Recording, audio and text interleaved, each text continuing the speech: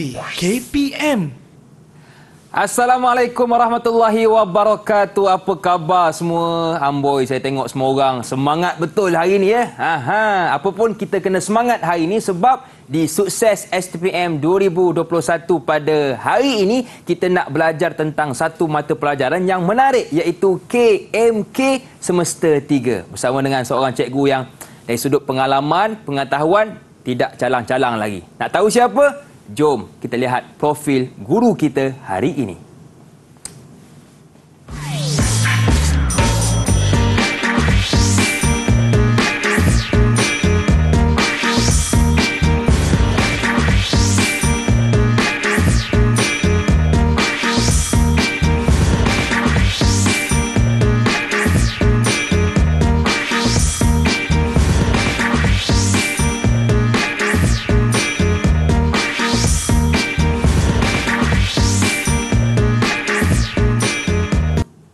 Bersama dengan saya hari ini Dr. Noli Osman di studio. Ya, Assalamualaikum cikgu. Assalamualaikum. Cikgu, nama ayah cikgu sama dengan ayah saya. Ya. Saya Lemah Hakim bin Osman. Oh, samalah tu. Tapi bukan adik-beradik cikgu Bukan.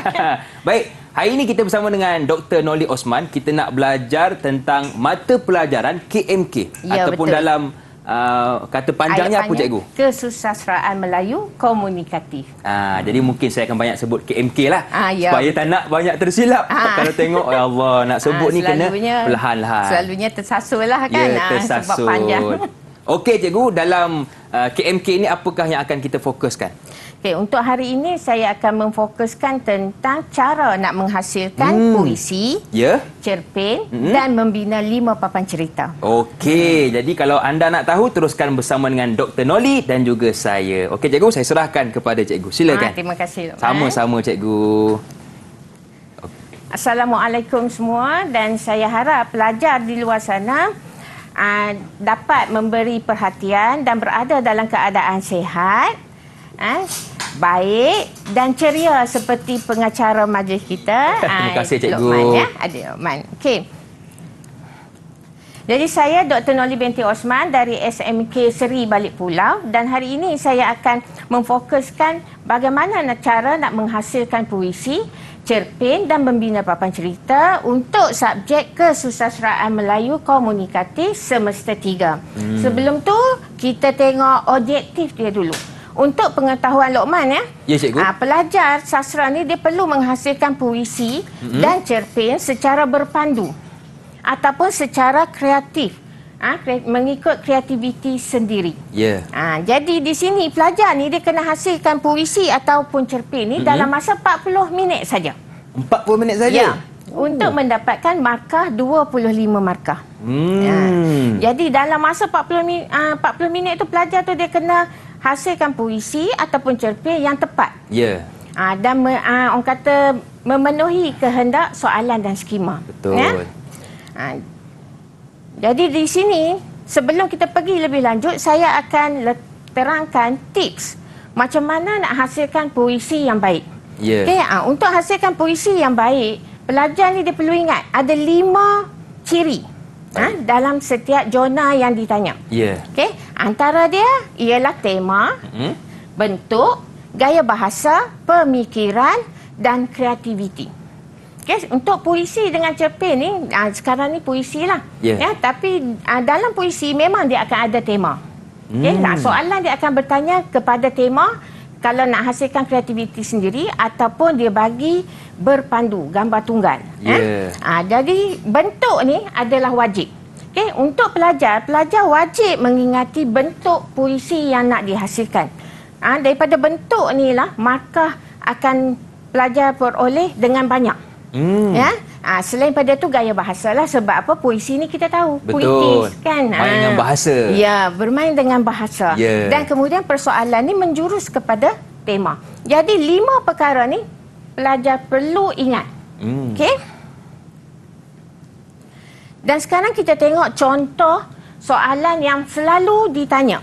Okay, untuk pengetahuan Lokman, pelajar yang mengambil orang kata KMK ni, dia perlu menghasilkan puisi yang dia pernah belajar pada semester 1. Ya. Seperti pantun, syair, talibun, mantra, seloka dan sebagainya. Tapi untuk soalan-soalan yang pernah ditanya, kalau pelajar ni dia buat analisis lah, maka pelajar tu akan nampak soalan yang sering ditanya ialah pantun dan syair. Dan ini merupakan soalan yang berdasarkan kreativiti sendiri. Jadi dia bagi tema saja. Dan untuk puisi tradisional, pelajar perlu bagi 5 ke 7 rangkap, ataupun kalau untuk syair 5 hingga 7 bait syar'i. Dan ini merupakan soalan secara berpandu. Dan sajak pun sering ditanya juga. Dan bila nak hasilkan sajak, pelajar ni dia perlu menghasilkan 30 hingga 40 baris. Jangan kurang. Tak boleh kurang. Kalau kurang, markah pun akan kurang. Betul, Lokman.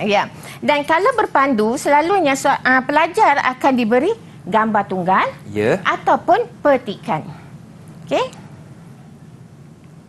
Okey, cikgu. Jadi itulah format soalan untuk KMK semester 3. Kita nak berehat seketika. Boleh ke cikgu? Boleh. Okey, terima kasih cikgu.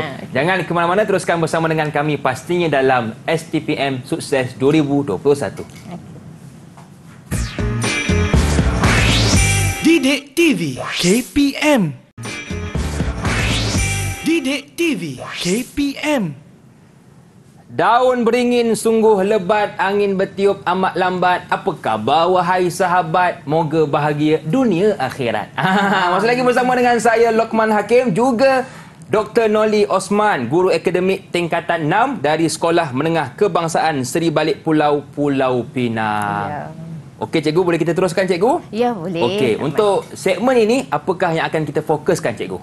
Okey, untuk kali ini kita akan tengok cara untuk menghasilkan puisi, iaitu pantun. Saya akan tunjuk pantun sebab pantun ni dia berbeza sikit bentuk dia. Sebab apa? Dia ada pembayang dan maksud. Kalau untuk puisi yang lain, kita setiap bait itu mempunyai makna. Jadi dia tak ada pembayang dan maksud lah. Faham. Jadi di sini saya akan kongsikan kaedah ajarkan aku berpuisi untuk menghasilkan pantun. Saya tahu guru-guru di luar sana memang ada kaedah yang tersendiri untuk pelajar dia dapat menghasilkan pantun dengan baik.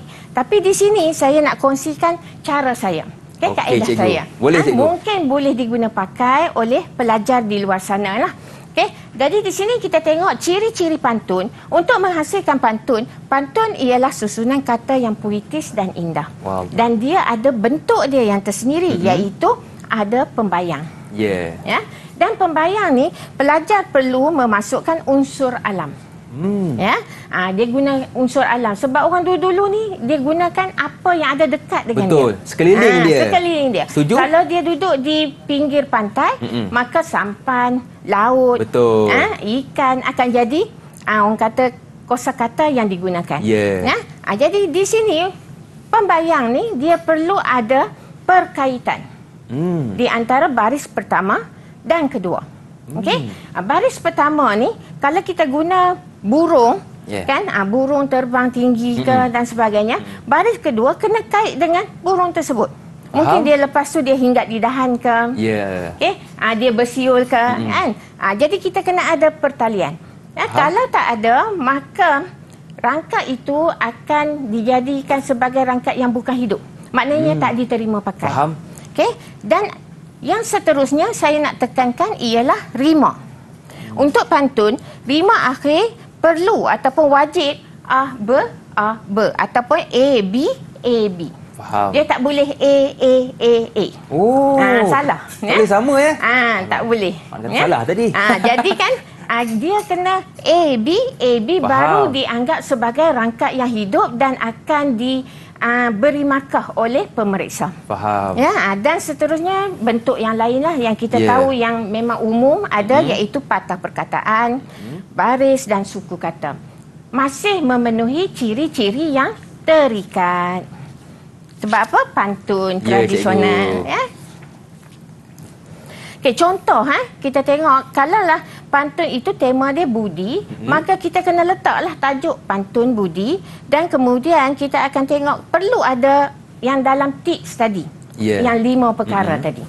Yang pertama, kita tengok pada tema. Tema, betul. Kemudian kita tengok pada persoalan. Persoalan ini selalunya dia merujuk kepada tema. Contoh, kalau kita tengok persoalan yang terdapat dalam maksud setiap rangkap. Okey, ada perkataan budi di situ. Nampak tak? Nampak, cikgu? Jadi itu adalah persoalan dan akan diberi markah lah. Gaya bahasa seperti yang berwarna biru. Jadi selalunya untuk puisi Melayu ni dia akan ada gaya bahasa perulangan. Jangan-jangan. Jadi kita pun jangan buat kan. Jadi di sini gaya bahasa perulangan ni memang selalu ada dalam puisi kita. Jadi pelajar boleh masukkan gaya bahasa perulangan tersebut. Okey. Dan seterusnya kita tengok pada bentuk lah. Sebab apa? Untuk menghasilkan puisi, bentuk ni memainkan peranan yang penting. Okey. Jadi kita tengok rima akhir dia yang saya kata wajib A, B. Dan kemudian patah perkataan 4 hingga 5 seperti yang ditunjukkan. Dan kemudian untuk suku kata 8 hingga 12 suku kata. Faham. Okey. Sekarang kita masuk macam mana nak hasilkan puisi. Lokman pun boleh hasilkan puisi. Tak sabar, cikgu. Jadi di sini bulatan ni kita akan guna peta bulatan iaitu yang terdapat dalam peta IT. Peta IT ni memang ditekankan oleh Kementerian Pendidikan dan ada dalam pembelajaran abad ke-21 lah. Jadi kita guna pakai dan di sini peta bulatan ini dia ada dua bulatan dia. Iaitu bulatan yang di tengah kita letakkan tema. Okey. Bila kita letakkan tema di situ, contoh tema keagamaan. Puisi yang pantun yang kita nak hasil tu keagamaan. Jadi bulatan yang kedua ni kita akan cari kosakata yang sesuai dengan tema agama tu. Kalau sebut je agama, apa yang Lokman rasa? Masjid. Ya, betul. Masjid. Kemudian kita boleh nampak orang kata beriman dan sebagainya. Okey. Dan kemudian kotak yang di luar ini adalah kita letakkan gaya bahasa, persoalan dan bentuk. Sebab apa? Itu ada dalam tips tadi dan kemudian itu yang akan bagi markah kepada pelajar. Jadi di sini kita tengok bila kita letakkan tema di situ, contoh setia kawan. Jadi gaya bahasa kita dah tahu ada gaya bahasa perulangan. Jadi kita masukkan gaya bahasa lain supaya dia ni menjadi kerangka visual kepada pelajar untuk menghasilkan puisi. Dia nampak yang tu, kena bubuh yang ni, kena letak yang ni. Jadi kan yang ini sebagai kerangka dia. Sebab dia kena hasilkan puisi dalam masa 40 minit saja. Okey. Jadi di sini kita letakkan perkataan yang sesuai. Kita letakkan bentuk persoalan yang kita rasa ada kaitan dengan tema. Setia kawan. Ya. Letak maksud, kemudian untuk pantun ada satu lagi kosakata yang perlu dicari iaitu untuk pembayang yang mempunyai unsur-unsur alam. Okey, jadi kita letakkan semua apa yang kita lintas pada fikiran kita, sama ada kita tengok melalui pengalaman yang pernah kita lalui, kita baca puisi ke, kita dengar lagu ke dan sebagainya. Dan apabila kita dah letak kesemuanya, kita akan ambil perkataan tersebut untuk hasilkan puisi kita. Faham? Okey, jadi bila kita hasilkan puisi, maka akan jadi macam ni. Daripada perkataan ini, kita akan masukkan ke dalam pantun kita. Okey, kita guna perkataan burung, mungkin riang, hinggap dan akan jadilah puisi kita rangkap 5 hingga 7 rangkap ikut soalan. Okey, jadi kalau kita tengok ada perkataan yang kita rasa kurang puitis, kononnya lah kan, kurang puitis. Kita anggap macam tak best je lah, orang Penang kata kan. Jadi kita letak membaling, kita tukarkan jadi melontar. Melontar, ya. Dan kemudian hasilnya kita akan memenuhi kehendak skema yang ada dalam 4 tips tu tadi. Okay, tema, persoalan, gaya bahasa, bentuk dan kreativiti. Jadi di sini ada tak gaya bahasa? Ada gaya bahasa seperti yang ada dalam kotak tadi iaitu personifikasi. Okay? Perbuatan orang dibagi pada benda yang bukan hidup. Okay? Dan kemudian kita tengok pada bentuk pun ada tak? Ada. Ada rangkap, ada pembayang maksud yang berkait iaitu rangkap pertama dengan bukan rangkap pertama, baris pertama dengan yang kedua. Baris kedua. ada dah. Jadi burung Betul. hinggap di dahan. Betul. Okey. Jadi ada kaitan dengan burung tersebut. Dan kemudian kita tengok rima akhir betul tak? A, B, betul. Jadi semua dah menepati apa yang dipinta. Ya? Baik. Jadi di sini kalau pelajar hasilkan macam ni, jadi ini dianggap sebagai rangkap yang hidup. Dan akan dinilai lah. Dan markah pun tinggi cikgu Markah pun tinggi. Ya. Ya. Jadi pada pelajar yang orang kata kurang mahir macam saya untuk hasilkan puisi, cara ini adalah sesuai. Sebab Betul. apa? Dia ada kerangka visual dia. Jadi pelajar boleh tengok, apa yang tak bubuh lagi? Gaya bahasa kena letak. Kan apa yang tak letak lagi? Bentuk tak sesuai lagi. Kena ubah. Kadang-kadang kita tertukar yang ni A. Di hujung cikgu Ya, di hujung rima dia. Jadi kena ubah. Setuju? Okey, dan kalau untuk syair sama juga, dia macam pantun juga, tapi bezanya di sini, okey, rima akhir tu. Ya. Kalau Luqman tengok di sini sama, rima cikgu. akhir dia, A. Betul. Ini wajib. Kalau dia pelajar buat A, B, itu adalah salah untuk syair. Faham? Jadi rangkap itu takkan dinilai. Ya. Okey, dan kemudian yang lain sama macam 4 tips tadi. Perlu ada gaya bahasa, perlu ada persoalan, perlu ada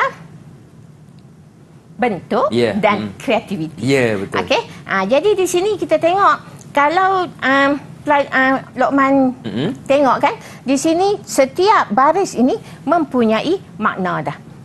Bukan macam pantun tadi ada pembayang, ada maksud ya. Okey, kalau untuk sajak, kita kena tengok di sini sajak ni dia menggunakan kosakata sama macam pantun tadi, tapi beza dia tak ada pembayang lah. Sama juga cara dia. Kalau kita gunakan teknik ni ataupun kaedah ni, kita akan dapat menghasilkan sajak yang memenuhi kehendak skema. Okey?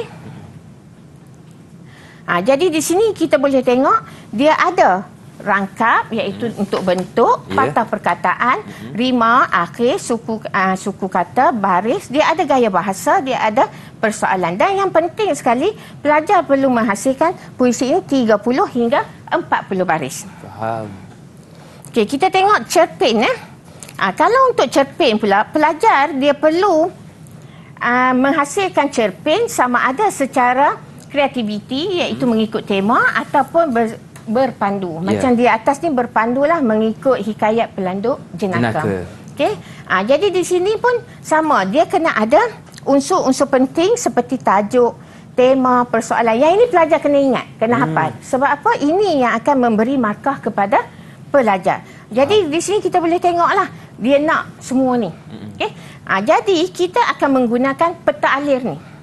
Peta alir ni saya letakkan 6 kotak. Kenapa? 6 perenggan, mewakili 6 perenggan untuk cerpen yang akan dihasilkan. Dan di situ kita masukkan plot.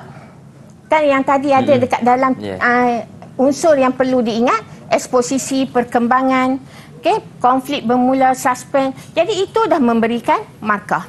Dan kemudian kita masukkan sudut pandangan, kita masukkan teknik penceritaan seperti pemberian dialog. Jadi pemberian ni contoh kita perkenalkan watak tu. Macam cerita Hindustan. Senyuman langsung pipik kan. Betul. Mata ni macam itulah rambut kan. Faham. Jadi itu pemberian watak. Okey, jadi bila kita dah lengkapkan kotak kita ni dengan peristiwa, dengan watak, jadi secara tak langsung pelajar telah menepati skema, kehendak skema. Jadi unsur-unsur penting tadi. Pelajar boleh terus menghasilkan cerpen tersebut. Kalau tengok di sini kita ambil eksposisi tadi. Kita perkenalkan watak utama. Watak ni kita nak letak pemberian watak ataupun peristiwa. Tak? Jadi watak utama Laila. Kita perkenalkan ada dah watak. Betul. Kalau kita tengok tajuk, ada dah tajuk. Jadi kan dah lengkap, dah boleh dapat markah di situ. Dan kemudian kita tengok unsur-unsur penting yang lain tadi ada lagi di sini, iaitu latar masa, teknik penceritaan, pemberian. Yang ini pemberian tentang peristiwa. Okey, perjalanan ke kampung ambil masa 2 jam, dia berikan sehingga orang audien ni ataupun orang yang membaca ni dia faham, lamanya kan, macam tu kan. Kalau kita perkenalkan watak, macam saya kata tadi lah. Hindung, mancung, buat seludang. Kita boleh masukkan gaya bahasa dan sebagainya. Jadi itu telah memenuhi kehendak soalan. Ataupun dah boleh menepati skema yang diberi.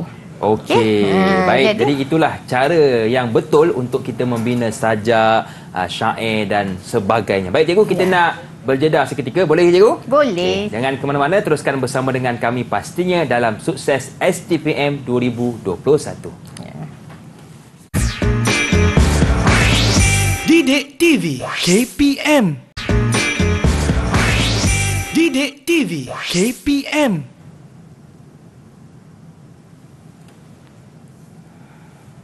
Kembali bersua dalam Sukses STPM 2021 bersama dengan saya Lokman Hakim dan juga Cikgu Dr. Noli Osman. Baiklah, untuk segmen ini, bahagian C, kita nak tahu bagaimana cikgu membina papan cerita yang baik.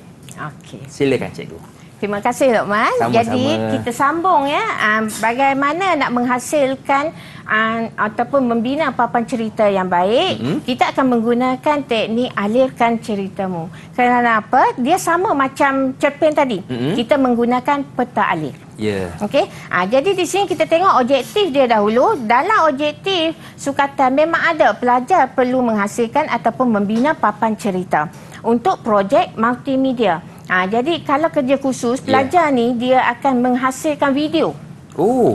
Selepas dia membina papan cerita, video yang perlu dihasilkan dan dia akan hasilkan video tersebut. Tapi kalau untuk peperiksaan, dia hanya hasilkan 5 papan cerita sahaja. Okey.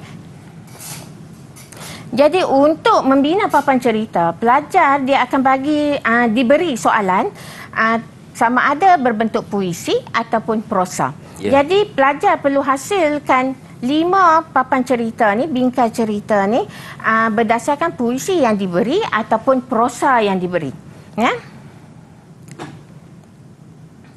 Okey, ini merupakan bingkai papan cerita tersebut. Okey, papan cerita yang perlu dibina dan pelajar perlu memasukkan 6 perkara ni. Okey, ada gambar, ada deskripsi, ada teks, ada grafik, ada audio dan ada animasi. Okey, dan untuk kesemua ni, keempat-empat elemen ni, elemen multimedia ni, pelajar perlu menghuraikan info bagaimana dan mengapa. Okey. Jadi kalau kita tengok contoh papan cerita nanti, kita akan nampak ada kesemua perkara ni. Okey, untuk teks, kalau apa, pelajar perlu terangkan macam mana teknik penyampaian dia, bukan font dia, bukan jenis dan sebagainya. Disampaikan cerita tu menerusi pantun, syair, okay? Penceritaan, dialog dan sebagainya. Dan kemudian untuk bagaimana pelajar perlu menulis font, jenis font, okay? Warna dan saiz yang digunakan. Dan mengapa ini dia lebih kepada menerangkan tentang kesan kepada audien. Okay, dan perlu dikaitkan dengan unsur sastra. Jangan lupa unsur sastra. Sebab apa? Kita sekarang ni subjek KMK, Kesusastraan Melayu Komunikatif. Dan yang kedua, kita tengok untuk grafik. Kalau untuk grafik, pelajar perlu nyatakan dekat info tu apa grafik yang digunakan. Contoh kalau 2 orang sedang berlawan, watak utama Hang Tuah dengan Hang Jebat sedang berlawan. Jadi kita kena nyatakan dekat situ. Okey, kalau bagaimana kita boleh letakkan sama ada diambil daripada mana-mana orang kata laman sesawang lah, ataupun kita boleh nyatakan di situ untuk disesuaikan dengan plot ataupun teknik penceritaan. Okey, dan mengapa ni kesan lah yang lebih menjurus kepada audien dan orang kata kena ada unsur-unsur sastra. Sama untuk animasi, kita akan tengok pada info tu apa tu untuk teks dan grafik, dan kita akan gunakan orang kata contoh kita akan guna flying spin ni, kita ambil daripada perisian yang kita gunakan. Kalau kita gunakan perisian macam PowerPoint, kita akan ambil daripada situlah. Tapi pelajar ni dia banyak menggunakan perisian yang ada dalam handphone masing-masing. Senang lagi mudah Okey. Sama, mengapa perlu ditekankan tentang unsur sastra dan kesan kepada audien. Okey, untuk audio bunyi-bunyian kita akan letakkan untuk info apa itu audio yang kita guna. Kalau dialog kita letakkan dialog, kalaulah bunyi-bunyian seperti air sungai dan sebagainya kita letakkan dan kita terangkan untuk apa, bagaimana tu diambil pada mana, ataupun kita nak menjelaskan jalan cerita, okey, nak bagi memukau audien. Contoh dia betul. Dan unsur sastra kena ada, cikgu Ya, unsur sastra wajib ada. Betul. Jadi kalau kita tengok unsur sastra ni kita boleh dapat daripada gaya bahasa, daripada plot, jalan cerita, kan? Kita boleh dapat pada watak. Jadi kita gunakan semua unsur sastra yang ada untuk memberi penerangan kepada teks, grafik, animasi dan audio yang kita guna. Jadi di sini banyaklah pelajar boleh ambil. Contoh kalau untuk audio, kita boleh ambil unsur bunyi yang nak memerdukan. Okey? Jadi bila kita hasilkan papan cerita, dia akan jadi seperti ini. Okey, untuk teks kita letakkan lagu, jadi kita letak info dia lagu.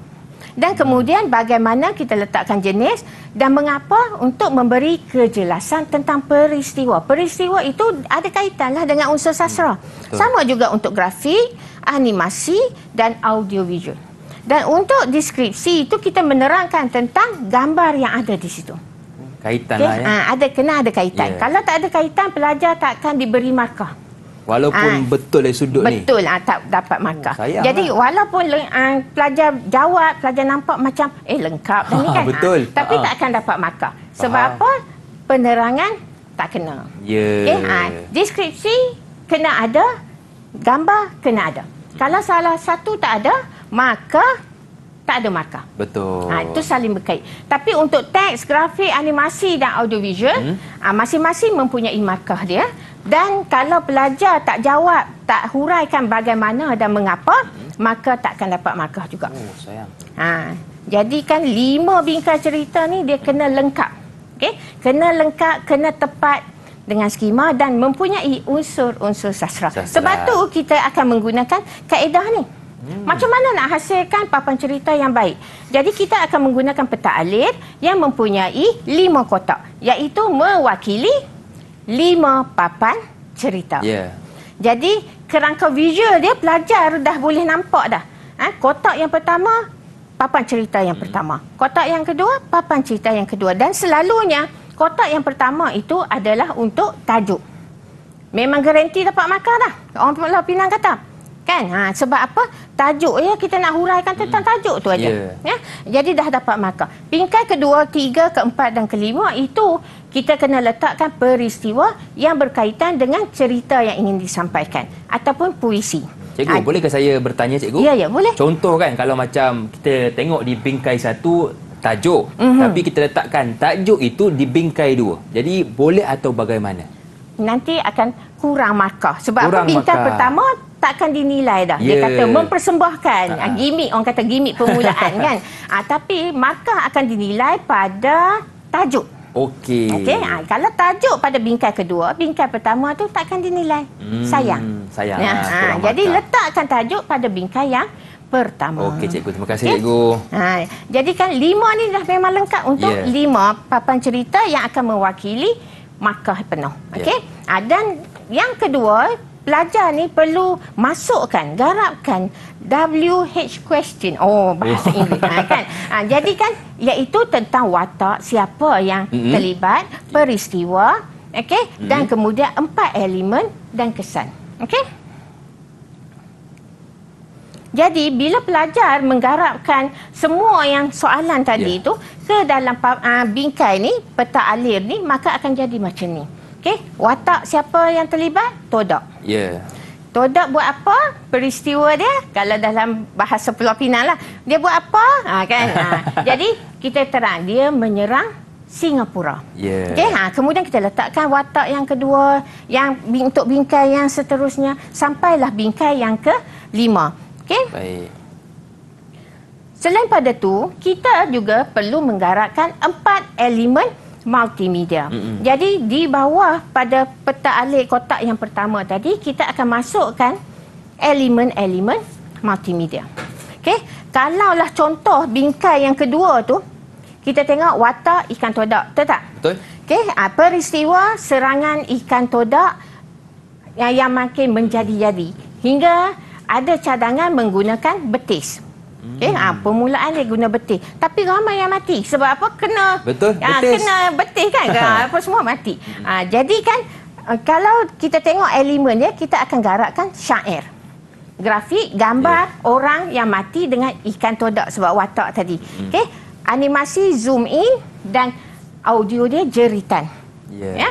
Jadi kita akan tukar peristiwa tadi. Nampak tak dah jadi warna biru kotaknya?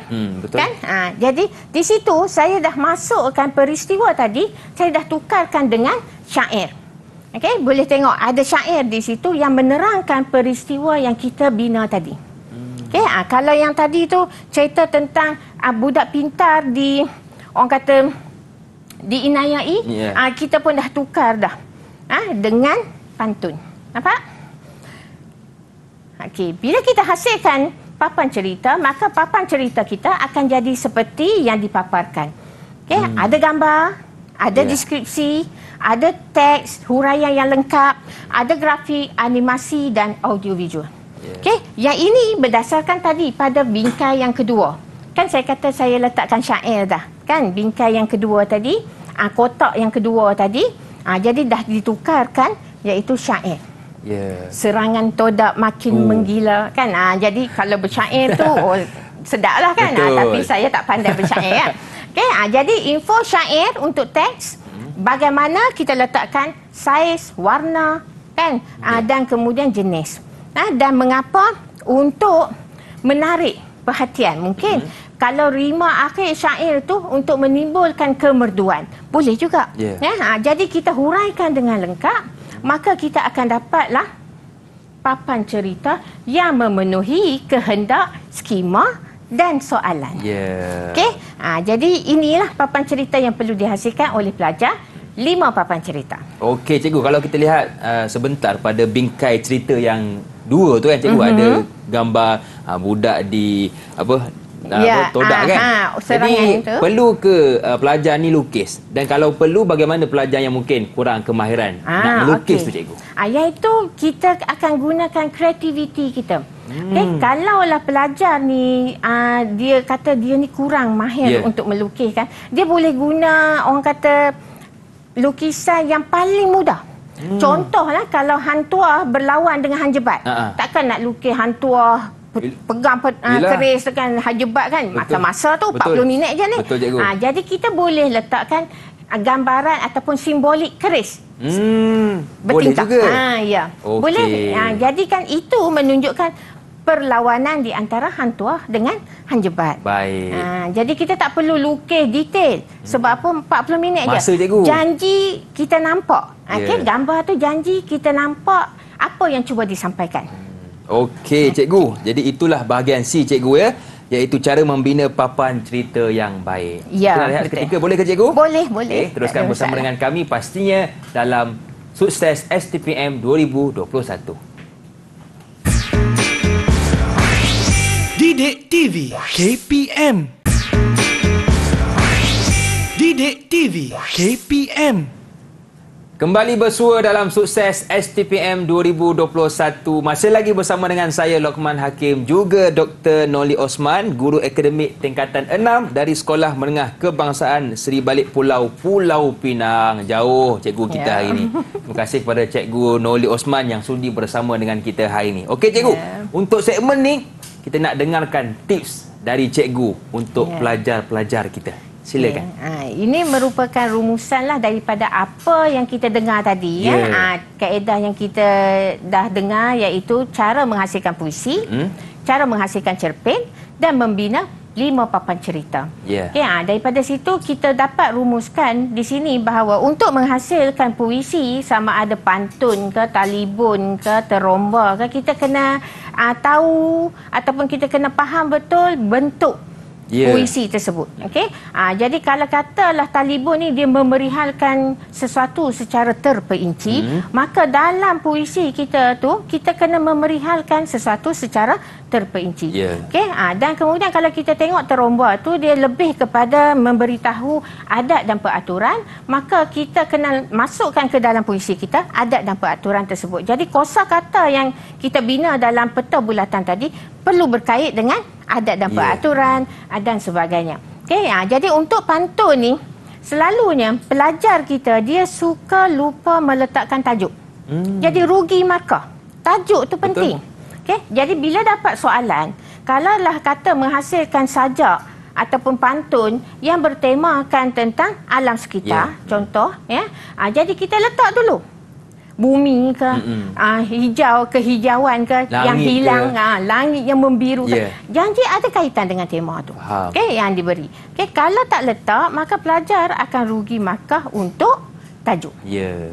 Dan kemudian satu lagi kesalahan yang sering dilakukan ialah pelajar ni dia banyak menghabiskan masa. Okey, masa berfikir. Nak buat pantun macam mana macam mana kan. Jadi kan orang kata dalam masa 2 jam sepatutnya pelajar ni menjawab 3 bahagian. Okay? Satu bahagian tu 40 minit. Jadi dia buang masa, kadang-kadang dia suka tengok kawan, sekali senyum sendiri, sekali tengok kawan pun tengok tersenyum sendiri kan. Jadi kan tak menghasilkan puisi yang baik. Sedangkan dia ada masa 40 minit, 10 minit untuk dia kuasai soalan tu. Betul. Jadi kan pelajar ni dia perlu kuasai soalan tersebut. Apa kehendak soalan? Masukkan ke dalam kerangka visual kita tadi. Okey, peta bulatan, peta alir dan sebagainya. Okey, jangan buang masa. Supaya pelajar boleh menjawab bahagian B, bahagian C yang teori. Okey. Sebahagian B ni pelajar dia perlu menjawab soalan pengurusan. Menguruskan sesuatu yang berkait dengan perancangan, pengorganisasian, tenaga kerja, kepimpinan dan kawalan. Okey, yang itu saya tak tekan di sinilah. Jadi ini kena pelajar ni dia perlu fokus sebenarnya. Bahagi masa, cikgu. Bahagi masa betul-betul. Ya. Dan kemudian untuk menghasilkan pantun ni, pelajar ni wajib ada pembayang dan maksud. Pembayang perlu berkait. Kan dah diterangkan tadi, kena ada kaitan di antara baris pertama dengan baris kedua. Kalau tidak, tak dianggap sebagai rangkap hidup. Okay, dan rima akhir wajib A, B. Okay, dan untuk syair A. Okay. Tadi kalau dalam slide tadi pa, jangan lupa. Kan? Okay. Jadi yang seterusnya kalau kita tengok untuk papan cerita pula, pelajar ni dia banyak menghabiskan masa macam tadilah nak melukis. Macam mana nak lukis ni? Kan? Saat lagi lukis yang ni tak kena padam kan? Padam balik. Padam balik. Jadi banyak masa diluangkan di situ. Dan kemudian kalau pelajar tu dapat puisi, kita tengok rangkap. Dia kena masukkan ke semua rangkap. Jadi kalau ada 10 rangkap, 2 rangkap untuk setiap orang kata bingkai tu lah. Tajuk, lepas tu kalau tajuk dah tinggal 4 bingkai cerita. Jadi kena masukkan juga semua tu. Masukkan ke dalam tu. Kalau cerita, tak apa, sebab apa? Pelajar perlu hasilkan cerita sendiri. Janji ada dalam cerita tersebut. Contoh macam tadi Singapura dilanggar todak. Cerita dia panjang. Betul. Kan? Kena ada kurang-kurang dalam 25 papan cerita kan. Tapi kita nak ringkaskan jadi 5 papan cerita. Maka pelajar perlu pastikan cerita yang dihasilkan tu memenuhi kesemua cerita tu. Orang faham kan? Orang tengok, Singapura kena serang, budak ni kena bunuh kan.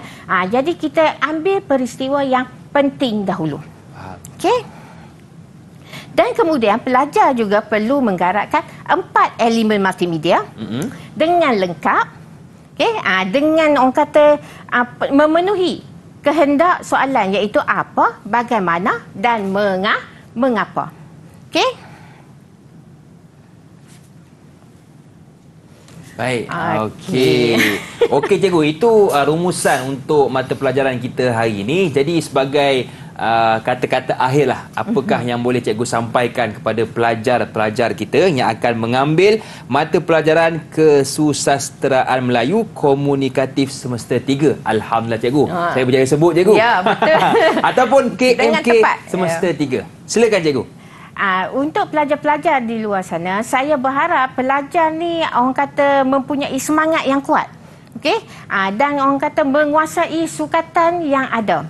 Okey, pelajar perlu tahu cerita daripada teks yang digunakan pada semester 1, 2 dan 3. Dia perlu kuasai. Sebab apa? Soalan boleh berpandukan kepada teks-teks tersebut. Okey? Dan kemudian pelajar juga perlu mengingat watak-watak yang ada dekat dalam teks tersebut lah. Kan? Kalau teks Sulalatus Salatin tu memang kita tahu banyak watak. Cerita tentang Raja-Raja Melayu Melaka. Kan? Buka cerita, tengok Arakan, bermulalah cerita, mata pun mula nak lenak kan. Tapi pelajar kena tahu, kena kuasai. Okay? Raja, Susuk Galuh Raja dan sebagainya. Okay? Kalau untuk novel SBDKL pun, pelajar kena tahu watak yang terlibat, watak utama, watak sampingan dia. Kan? Dan kalau nak menghasilkan penulisan kreatif, pelajar kena tahu bentuk ataupun ciri-ciri jurnal puisi yang ada. Cerpen yang perlu dihasilkan dan sebagainya. Okey, dan saya rasa cikgu. Jadi itulah kata-kata akhir ataupun nasihat dari Cikgu Nurli Osman kepada pelajar-pelajar. Jadi terima kasih kepada Cikgu Dr. Nurli Osman yang sudi bersama dengan kita hari ini, dan kepada pelajar-pelajar yang akan mengambil mata pelajaran KMK semester 3 ini, saya ucapkan anda berjaya dengan cemerlang. Dan cikgu, saya dengar cikgu nak tutup dengan pantun. Betul cikgu? Betul. Jom dan kita dengarkan. Saya nak ajak Lokman berpantun bersama-sama. Oh, saya pantang dia ajak cikgu. Lokman ambil rangkap yang pertama dan saya akan ambil rangkap yang kedua. Boleh cikgu. Jadi jom dengarkan pantun dari kami. Saya bangun boleh cikgu ya? Boleh. Baik. Saya yang pertama ya. Okey. Madah diungkap santun bitara, pantun dilantun mengusik hati. Kalau tersalah tutur bicara, mohon diampun seikhlas hati. Okey, saya sambung. Dari utara ke Pekansari. Beli suasa di kota tinggi. Selesai sudah tugas diberi. Di lain masa berjumpa lagi. Terima kasih kepada Dr. Nurli Osman. Akhir kata, senyum nampak gigi, ada rezeki, jumpa lagi. Assalamualaikum warahmatullahi wabarakatuh.